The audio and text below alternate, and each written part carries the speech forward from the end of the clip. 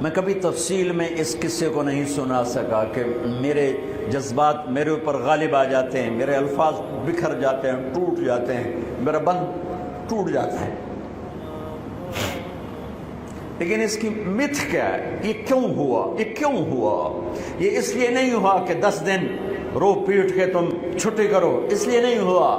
ایک سبق ہے، ایک پیغام ہے کہ اللہ کو راضی کرنے کے لیے اتنی بازی لگانی پڑے تو لگاؤ۔ بھوکے پیاسے، کہ گرمی کے روزے آتے ہیں 12 گھنٹے پیاس میں آدمی تڑپ کے رہ جاتا ہے۔ تمہیں خبر ہے میرے نبی کی اولاد 72 گھنٹے پیاسے، پیاس کی شدت، پانی کا قطرہ نہیں، اور آگے انسان کی شکل میں درندے کھڑے ہوئے ہیں۔ جب سارے جان نثار شہید ہو گئے، تھوڑا سا سنا بھی دیتا ہوں، جب سارے جان نثار شہید ہو گئے تو پیچھے اہل البیت رہ گئے۔ اہل البیت، سب سے پہلے شہید کا نام بتاتا ہوں، مسلم بن اوسج، جو امام صاحب کے، امام علی مقام کے قافلے میں جو پہلے شہید ہیں، مسلم بن اوسج۔ اور ان کی طرف سے جو 2 پہلے قتل ہوئے، سالم اور یسار، اور ان کو قتل کرنے والے تھے عبید اللہ بن عمیر الکلبی۔ ایک ابن زیاد کا غلام تھا، ایک ربیعہ بن زیاد کا غلام تھا۔ وہ دونوں نکلے تو اس کے مقابلے کے لیے بربر بن خضیر اور حبیب بن مطاہر نکلے حسین علی مقام کے لشکر سے۔ تو عمیر بن وہب کلبی وہ کوفے سے اٹھ کے آئے تھے، کوفے سے بیوی سمیت آئے تھے، بیوی کا نام ام وہب، حبشی تھے۔ کہنے لگے مجھے اپنے اوپر قربان ہونے تھے، میں اکیلا ان دونوں کو کافی، ان دونوں کو ہٹا دے۔ اور ننگے بدن تھے، ننگے بدن، جسم پہ کچھ نہیں۔ کہا میں تو مرنے ہوں، میں کیوں زرا پاما جو میں جیونا ہے، میں تو مرنا ہے۔ ننگے بدن تھے۔ تو ان کی بیوی نے کہا ان کو جانے دیں، ہم دونوں نے آپ پر قربان ہونے کی نیت کی ہوئی۔ ہم نے کہا اچھا اللہ تجھے جزا خیر دے، جاؤ۔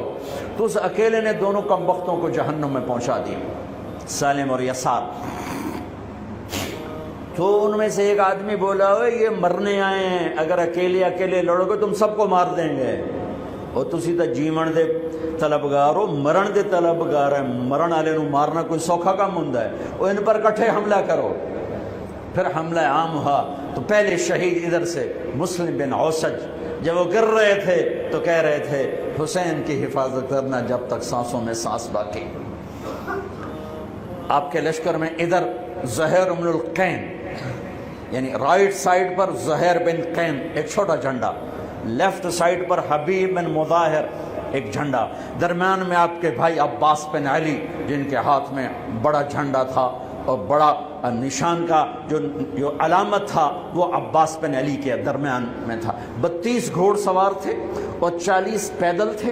جب انہوں نے پہلا حملہ کیا تو 32 نے 3000 کا منہ پیچھے کر دیا۔ تو ابن زیاد نے کہا پہلے ان کے گھوڑوں کو مارو، ان کے گھوڑوں کو مارو۔ تو 500 تیر اندازوں نے کٹھے ان کے گھوڑوں پہ تیر چلائے تو سب کے گھوڑے گر کے ختم ہو گئے۔ پھر ساری پیدل ہو گئے، تو پھر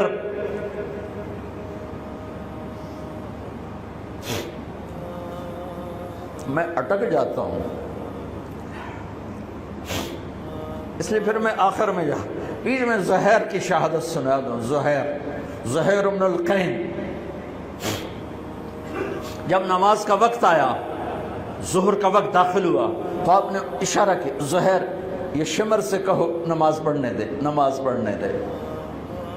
ہاں، اگر 1439 سال میں نماز کی معافی ہوتی تو اہل کربلا کو ہوتی، لیکن حسین نے سجدے میں سر رکھ کے بتلایا کہ نماز نہیں چھوٹ سکتی، سر کٹ سکتے ہیں۔ تو انہوں نے آگے ہو کر کہا کہ بھائی نماز کے لیے جنگ روکو۔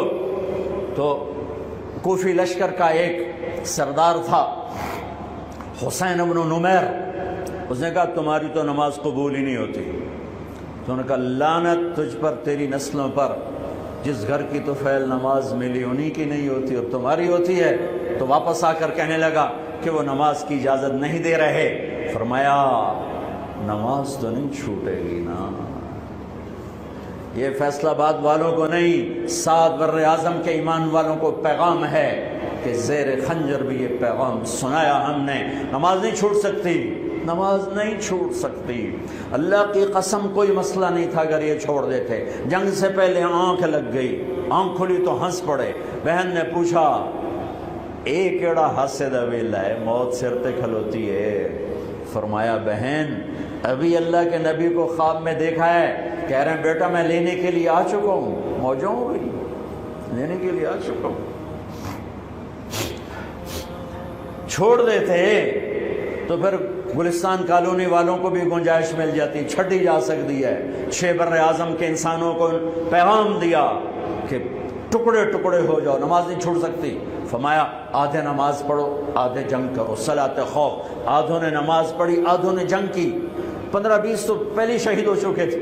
پھر آدھوں جنہوں نے نماز پڑھی تھی انہوں نے جنگ کی اور دوسروں نے جا کے نماز ادا کی. اصل سے پہلے سب. جب زہیر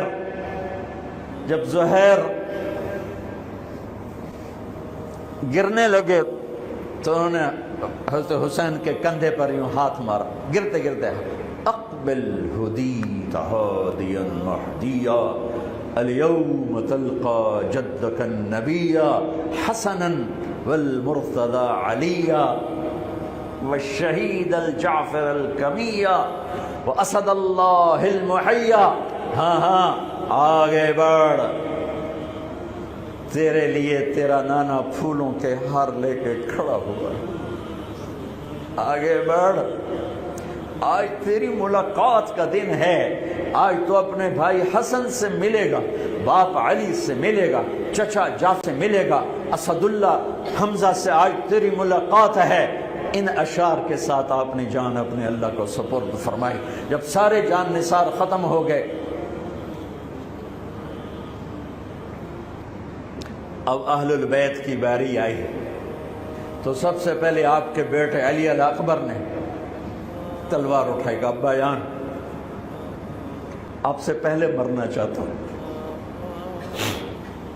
آپ کو مرتا نہیں دیکھ سکتا، آپ سے پہلے مرنا چاہتا ہوں، مجھے اجازت دیجیے. ہم نے کہا بڑھو اللہ کے نام پر، جا ملو اپنے اجداد کے ساتھ. تو بڑے حسین تھے علی الاکبر. جس طرف گئے وہ آگے آگے، کوفی آگے آگے، یہ پیچھے پیچھے. تو 1 اور 3,000 کیا مقابلہ تھا. آخر خاک و خون میں لوٹائے گئے، تڑپ کے گرے. تو پھر حسن کے بیٹے قاسم کا چچا میں نے جانا، اس قافلے میں، اس حسینی قافلے میں اہل البیت وہ 17 قتل ہوئے.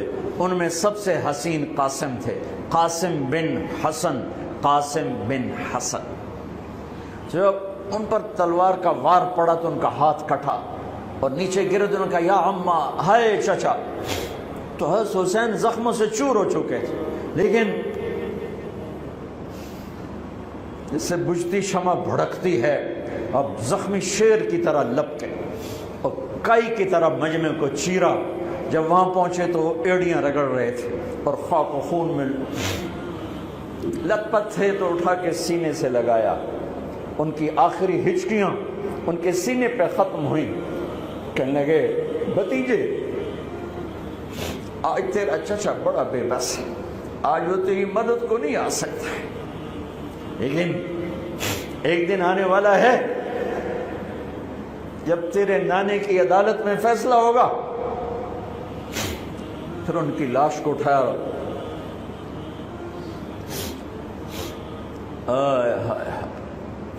عبداللہ بن حسن، ابو بکر بن حسن، قاسم بن حسن، علی بن حسین لاشیں پڑے ہوئے ہیں. عبداللہ بن عقیل، عبد الرحمن بن عقیل علی کے بھائی لاشیں پڑے ہوئے ہیں. اپنے بھائی عباس بن علی، محمد بن علی، عبداللہ بن علی، عثمان بن علی، ابو بکر بن علی اور حسین بن علی، 5 بھائی پہلے لاشیں پڑے ہوئے ہیں۔ اون بن عبداللہ بن جعفر، محمد بن عبداللہ بن جعفر، عبد الرحمن بن مسلم بن عقیل، جعفر بن مسلم بن عقیل، عبداللہ بن مسلم بن عقیل، عبداللہ بن ابو سعید بن عقیل، یہ سب اہل البیت ہیں جن کے لاشوں کے انبار ہیں۔ اور آخر میں ایک بچہ 2 سال کا عبداللہ، آپ کو خواب و خیال بھی نہیں تھا کہ اس بچے پر بھی کوئی اس طرح کا ظلم و ستم ڈھائے گا، تو آپ جب اکیلے رہ گئے تو آپ نے کہا عبداللہ کو بھیجو۔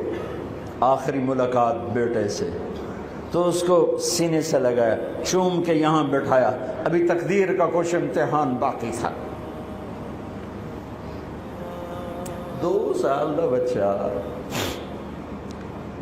شامی لشکر سے بنو اسد کا ایک بنو ابن الموقد، اس نے تیر جو چلایا خطا بھی جا سکتا تھا، یہاں آ کے لگا اور پار ہو گیا۔ بچے کی گردن ایسے ڈھلک گئی، یہاں امام علی مقام۔ ارے بھائی، میں قطر ہاسپٹل گیا کسی کام، تو وہاں کسی کا بچہ تھا منگوڑے میں ہاسپٹل میں، ویسے تڑپ رہا تھا، پتہ نہیں اس سے کیا تھا، اور اس کی ماں ایسے اس کو کھڑی دیکھ، یہ منظر میں آج تک نہیں بھولا۔ اس ماں کے چہرہ، صرف اس کی آنکھیں نہیں رو رہی تھی، مجھے اس کا سارا وجود روتا ہوا دکھائی دیا۔ اس بچے کے اوپر ڈاکٹر کھڑے ہوئے ہیں، اچھا نہیں کیا، مجھے نہیں پتا اس کو کیا تھا، وہ ایسے ایسے بے قرار ہو کے تڑپ رہا تھا۔ یہ 2001 کا واقعہ ہے، 16 برس گزر چکے ہیں، میں واقعہ نہیں بھول سکا ہوں۔ اس باپ کو سوچو جس کے سامنے 2 سال کے بچے کے گردن کے تیر پار ہو گیا، اور پھر وہ خون، یہاں بچے کا خون دونوں ہاتھوں میں لیا اور یوں آسمان کی طرف بلند کر کے کہا، میرے رب، بس تو راضی ہو جا، تو راضی ہے تو کم ہی بڑھ گئی۔ یہ پیغام ہے فیصل آباد کے تاجروں کو، پورے ملک کے تاجروں کو، پوری دنیا کے اس اہل ایمان کو، کہ اللہ کو پانے کے لیے ہر سودا قبول ہے، قبول ہے۔ ہاں، پھر کھڑے ہو گئے کہ چل بچیا تو چل، تیرا پیو بھی آ رہا ہے۔ اور اب آپ کو شہید کرنا کوئی مسئلہ نہیں تھا، زخموں سے چور تھے، لیکن ہر کوئی ڈرتا تھا بھئی میں نہ مارا۔ تو شمر آیا بدبخت، کیوں نہیں قتل کرتے ہو؟ تو ابو زرع بن شریک تمیمی نے پہلا وار سیدھا کیا، جو یہاں لگا، شانے پر لگا، تو اس سے آپ ڈولے، تو سنان بن انس نے سینے پر نیزہ مارا، اس سے آپ گرے، تو شمر نے کہا سر کاٹو، تو خولہ بن یزید آگے بڑھا، پھر ڈر کے پیچھے ہٹ گیا، تو سنان بن انس نے اس کو گالی نکال کر پیچھے دھکا دیا، اور اس امت کا بدبخت ترین انسان جس نے میرے نبی کے نواسے کی وہ گردن کاٹی جس پر میرے نبی کے بوسے تھے، گردن کاٹ کے سر اوپر چڑھا دیا۔ پھر خیموں کی طرف بڑھے، تو اللہ کو زندگی مقصود تھی، آل رسول کی نسل چلنی تھی، تو علی ابن الحسین بیمار تھے، جن کو زین العابدین، ابھی میں ان کا قصہ سنایا، اس پر شمر کی تلوار رک گئی کہ چلو بیمار ہے چھوڑ دیا جائے، بیمار ہے چھوڑ دیا جائے۔ تو خواتین، بچے، حضرت علی کی بیٹیاں فاطمہ بنت علی، زینب بنت علی، حضرت حسین کی بیٹی سکینہ بنت حسین، اور آپ کی بیگم رباب، آپ کو بیویوں میں سب سے محبوب بیوی تھی رباب۔ آپ فرمایا کرتے تھے جب رباب میکے چلی جاتی ہے تو میری تو نیند ہی اڑ جاتی ہے، اتنا ان سے پیار تھا۔ وہ بھی ساتھ تھی، ان سب کو ان کے کانوں کی بالیاں کھینچ کے اتار دی۔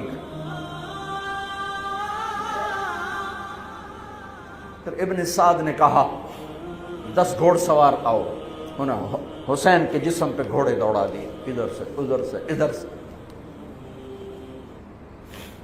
جب قافلے کو گھسیٹ کے باہر لائے، لے جانے لگے، تو حضرت زینب نے دیکھا 72 سر نیزوں پہ چڑھے ہوئے تھے، سب سے معصوم سر عبداللہ بن حسین، وہ بھی نیزے پہ چڑھا ہوا تھا۔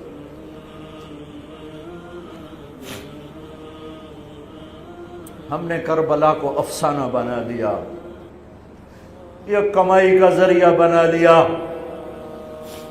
یہ ایک پیغام ہے طبقات امت کے لیے، مت ضمیر بیچو، مت ضمیر بیچو۔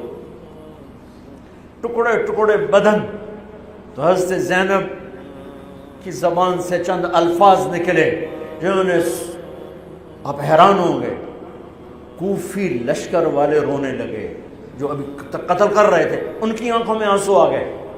قوا محمدا وا محمدا،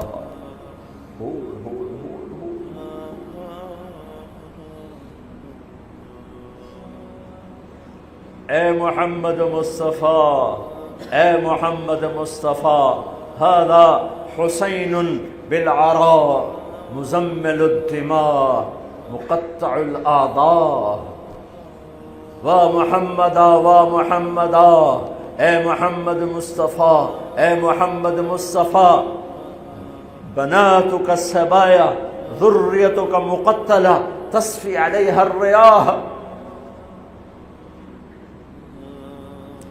آج حسین کی بارات ہے محمد مصطفیٰ، آج تیرے نواسے کی بارات ہے، آج اس نے اپنی بوٹیوں کا ہار گلے میں ڈالا ہے، اپنے خون کے قطروں سے بنا ہوا لباس پہنا ہے، آج وہ سرخ جوڑے میں بڑا حسین نظر آ رہا، آج وہ سرخ جوڑے میں بہت پیارا لگ رہا، اس کا جسم بکھرا ہوا ہے، اس کی بوٹیاں بکھر گئیں، اس کے بدن کے ٹکڑے ٹکڑے ہو گئے، آج اس کا لاشا پڑا ہے۔ یا ہے محمد مصطفیٰ، آج آپ کی بیٹیاں قید میں ہیں، آپ کی اولاد ذبح ہو چکی ہے، ان پر کفن ڈالنے کی اجازت نہیں دی تھی ان بدبختوں نے، تو تصفی علیہ الریاح، کوفے والوں نے کفن بھی نہیں دینے دیا، تو ہم ہوا نے مٹی اڑا کر آپ کی اولاد کو مٹی کا کفن پہنا دیا ہے۔ ہاں، یہ کٹا ہوا سر پھر صرف حسین کا ابن زیاد کے سامنے پیش کیا گیا، تو اس نے منہ پہ چھڑی ماری، پھر چھڑی ماری، پھر کہنے لگا میں نے ایسا حسن نہیں دیکھا کہ مر کے بھی چہرہ مسکراتا چمکتا ہو۔ تو حضرت انس نے کھڑے ہو کر کہا او ظالم، یہ چھڑی یہاں سے ہٹا، نہ کر، میں نے ان ہونٹوں پہ اللہ کے نبی کے ہونٹوں کو لگتے دیکھا ہوا ہے، نہ کر۔ کہنے لگا تو بوڑھا نہ ہوتا تو میں تیری گردن اڑا دیتا، تیری عقل خراب ہو گئی ہے۔ تو میں میری نہیں، تیری عقل بگڑی ہے، آنے والے دن تو دیکھے گا تیرے ساتھ کیا ہوگا۔ پھر یہی سر یزید کے سامنے رکھا گیا، اس نے منہ پہ چھڑی ماری تو زید ابن ارقم کھڑے ہو گئے، کہنے لگے نہ کر، میں نے ان ہونٹوں پہ نبی کے ہونٹوں کو لگتے دیکھا ہوا۔ میرے بھائیو، نماز کا وقت قریب ہو گیا، بلکہ میں نے زیادہ وقت لے لیا ہے، میں کسی کی تفصیل تو زندگی بھر کبھی نہیں سنا سکا، اشارے کر دیتا ہوں، پڑھو اس کو، پڑھو، خود پڑھو، پیغام لو، پیغام لو۔ ہے ظلم کا ساتھ نہیں دیا، جھوٹ کا ساتھ نہیں دیا، ذبح ہو گئے نسل سمیت، بچوں سمیت، پوری دنیا کے تجار کو پیغام ہے، جھوٹ سے بچ، خیانت سے بچ، سارے دفتر والوں کو پیغام ہے، رشوت سے بچو، رشوت سے بچو، ظلم و ستم ڈھانے سے بچو، ساری دنیا کے، میرے ملک کا ایک ایک طبقہ ضمیر بیچ کے سویا ہوا ہے،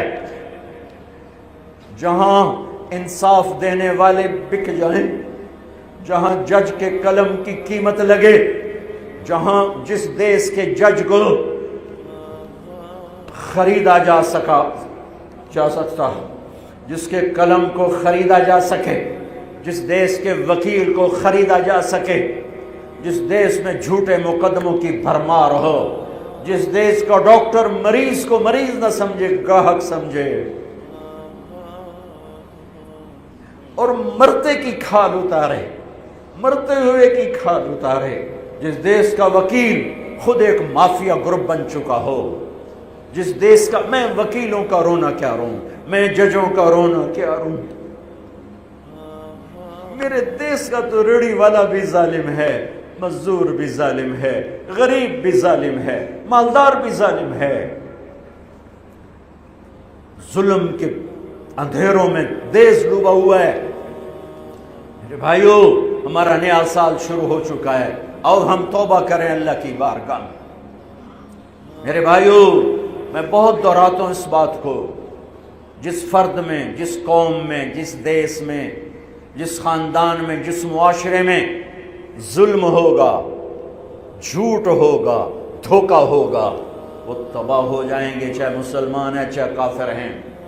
جس دیش میں، جس قوم میں، جس ملک میں، جس معاشرے میں، جس فرد میں سچائی ہوگی، انصاف ہوگا، دیانتداری ہوگی، اللہ ان کی حفاظت کرے گا، عزت دے گا، چاہے مسلمان ہیں چاہے کافر ہیں۔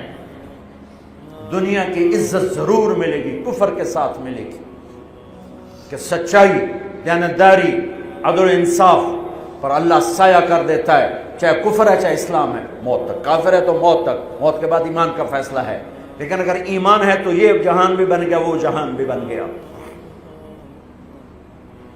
یہی فیصلہ بات کی بات ہے۔ میں صبح نکلا، سیر کر کے واپس آ رہا تھا، مجھے دور سے ایک ریڑھی والا نظر آیا، سفید داڑھی، پگڑی، تو مجھے بڑا اچھا لگا کہ عام طور پہ ریڑھی والوں کا یہ حلیہ نہیں ہوتا ہے، تو لہٰذا دور سے میری نظروں میں جچ گیا۔ جب میں قریب سے گزرا تو میں نے پھر اس کو ایسے دیکھا، تو میں نے دیکھا وہ رو رہا تھا، ایسے خاموش آنسو، ساز خاموش ہیں فریاد سے معمور ہیں ہم، اور ایک ہاتھ ریڑھی پر تھا، ایک ہاتھ پیٹی پر تھا، جو کوئی پیٹی لایا تھا، اور ایسے رو رہا تھا، ایسے رو رہا تھا۔ تو میں رک گیا، میں نے کہا بزرگو خیریت تو ہے، آپ کیوں رو رہے ہیں؟ تو اس نے مجھے کوئی جواب نہیں دیا، اس نے پیٹی ایسے اٹھا دی میرے آگے، تو وہ پیٹی سیب کی تھی، اس کے اوپر سیب ٹھیک تھے، نیچے سارے گلے ہوئے سیب تھے، تو سارے سیب ایسے بکھر گئے۔ یہ پیٹی میں سیب بھرنے والا نہ تو وکیل ہے، نہ تو ڈاکٹر ہے، نہ تو بھوانے بازار کا تاجر ہے، نہ وہ سیشن کورٹ کا جج ہے، نہ وہ کوئی ڈی سی او ہے، نہ وہ کوئی تحصیلدار ہے، وہ مزدور ہے، مزدور ہے، غریب آدمی ہے۔ غریب کا ظلم بتا رہا ہوں۔ تو جب سیب بکھرے تو میں اس کو دیکھوں، سیبوں کو دیکھوں، مجھ سے کہنے لگا، کوئی اردو سپیکنگ تھا، پنجابی نہیں تھا، اردو سے کہنے لگا، بیٹا میں بہت غریب، اس کی بہت، اور جب اس نے زور ڈالا نا، میں بہت غریب، انہیں ایسے لگا مجھے کسی نے چھری سے میرا کلیجہ چیر کے رکھا، میرے آنسو نکل پڑے، میں اب رو رہا ہوں۔ اس واقعے کو 30 سال گزر چکے۔ بیٹا میں بہت غریب ہوں، صبح منڈی جاتا ہوں، ایک پیٹی لاتا ہوں، شام تک بک جاتی ہے، بچوں کے لیے تازہ آٹا لے کے جاتا ہوں، آج کسی نے میرے بچوں کی روٹی مجھ سے چھین، آج کسی نے میرے بچوں کی روٹی مجھ سے چھین۔ اسی سیب کی پیٹی کو اب اوپر تک لے جاؤ کہ لوگ جانوں سے کھیل رہے ہیں، اپنی عزت اقتدار جھوٹی عزتوں کے لیے عزتوں سے کھیل رہے ہیں، جانوں سے کھیل رہے ہیں، حقوق سے کھیل رہے ہیں۔ یہاں ایسے ضمیر بکتے ہیں جیسے بھیڑ بکریاں بکتے ہیں، یہاں ایسے زبان کے بول بکتے، اے نہیں کسائیاں کھول جاؤ تو بچ سری دے وے زبان بھی آیا تو سر بھی آیا، یہاں ایسے دماغ بکتے ہیں جیسے بکرے کی سری بکتی ہے، ایسی زبانیں بکتی ہیں جیسے بکرے کی زبان بکتی ہے، ایسے ضمیر کے سودے ہوتے ہیں جیسے بھیڑ بکریوں کے سودے ہوتے ہیں۔ اور میری جیب خالی تھی، میرے پاس کچھ بھی نہیں تھا، میں تو ایسے صبح نکلا تھا، مجھے اتنا صدمہ ہو کہ ہائے کوئی میری جیب اتنے پیسے تو ہوں دیتے، بابے دی پیٹی جو کے پیسے تھے انہوں میں دے ہی دینا۔ آج تک مجھے یہ دکھ رلاتا ہے چلا دو. سارے پنجاب سے وہ کراچی سے لے کر خپلو تک گلگت تک سب کچھ یہی ہو رہا ہے. روتے ہیں حسین کو کھڑے ہوئے ہیں یزید کے ساتھ, روتے ہیں آل رسول کو کھڑے ہوئے ہیں شمر کے ساتھ, ابن زیاد کے ساتھ. ان مگر مچھ کے آنسوؤں کی میرے رب کی بارگاہ میں کیا قیمت ہے؟ میرا معاشرہ ظلم و ستم میں ڈوب چکا ہے. کہتے کہتے کہتے کہتے عمر بیت گئی. بھائیو جتنے بیٹھے ہو اتنے تو توبہ کریں ہم کہ آؤ بھائی آج ہم اپنے اللہ کو راضی کرنا اپنی زندگی کی منزل بنائیں, اپنی زندگی کا مقصد بنائیں. ظلم سے نکلو, جھوٹ سے نکلو, بہتان سے نکلو, رشوت سے نکلو, حرام سے نکلو, شراب سے نکلو, زنا سے نکلو, بدکاری سے نکلو, فحاشی سے نکلو, جوئے سے نکلو, جھوٹے مقدموں سے نکلو, جھوٹی گواہیوں سے نکلو. قتیبہ بن بکار کی مجلس میں مصر کا بادشاہ واز سنتا تھا. 18 برس آتا رہا, 18 برس, اور ہر سال 1000 دینار 1000 دینار ان کو گفٹ کرتا تھا. 1000 دینار کوئی 10 کروڑ روپیہ بنتا ہے. 1000 دینار. 18 سال کے بعد ایک فتوے پہ دستخط مانگے کہ یہاں سائن کر دیں. فتویٰ غلط تھا. انہوں نے کہا مولوی نے 18,000 دینار دیتے کیوں نہیں کرے گا؟ انہوں نے فرمایا یہ تو شرعاً خلاف ہے, میں کیسے دستخط کروں؟ وہ کہنے لگا کرنے پڑیں گے. کہا میرا ضمیر نہیں تم ایسے خرید سکتے, میں نہیں کروں گا. کہنے لگا میرے 18,000 دینار واپس کر. 18,000 دینار اربوں روپیہ بن چکا ہے. انہوں نے کہا مولوی بھکھا ساڈا کھاوے تے ساڈے اگوں سر چاوے. کہنے کے ٹھیک ہے. گھر گئے, 18 تھیلیاں 1000 دینار کی. ان کے رسی بھی گرا بھی نہیں کھولی تھی. گرا پہ سرکاری مہر ہوتی ہے, وہ مہر بھی نہیں ٹوٹی ہوئی تھی. جیسی تھی ویسی لا کر اس کے سامنے رکھ کے کہا تو میرے ایمان دا مول اتنا ہی لایا اے 18,000 نکل جا میری مجلس سے جو کم وقت. تو نے مجھے 18,000 میں خریدنا چاہا, تو نے میرے ایمان کی قیمت یہ لگائی تھی. جیسے وہ پڑا تھا اس کے منہ پہ مار دیا. بھائیو ایسا اللہ سے ایمان مانگو, ضمیر مانگو جو اللہ پہ تو قربان ہو, لیکن ان سکوں پر نہ بک جائے, ان ٹھیکروں پر نہ بک جائے. نیت کرتے ہو سارے؟ توبہ کرتے ہو میرے ساتھ؟